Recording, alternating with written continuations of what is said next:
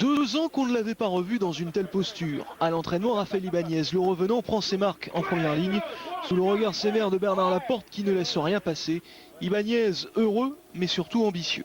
C'est pas tout d'être annoncé dans l'équipe titulaire, mais maintenant il faut être convaincant sur le terrain. Et je crois que ce qui me motive actuellement dans un premier temps, c'est de mettre en œuvre tous les moyens pour être bien sur le terrain et pour être performant auprès des joueurs.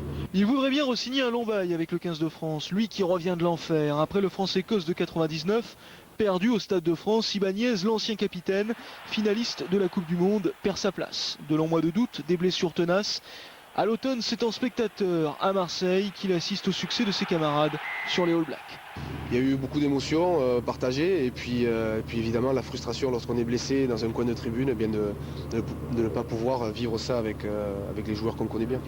Mais Ibanez ne veut pas vivre sur des regrets. Il quitte Perpignan, signe à Castres à l'intersaison, devient capitaine de l'équipe et prend 6 kilos en quelques semaines. Des entraînements poussés, des lancements soignés.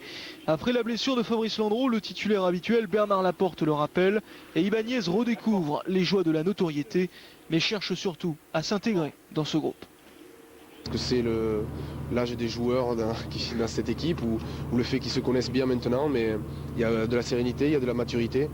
Mais bon, lorsqu'on parle d'expérience, pour moi, ça ne veut pas dire non plus grand-chose parce que l'expérience, pour moi, elle est remise en question à chaque match. Et c'est maintenant, on est un peu face à nos responsabilités pour ce premier match de tournoi. Pour retrouver la lumière, le chemin aura été long. Mais Ibanez sait désormais que son destin lui appartient.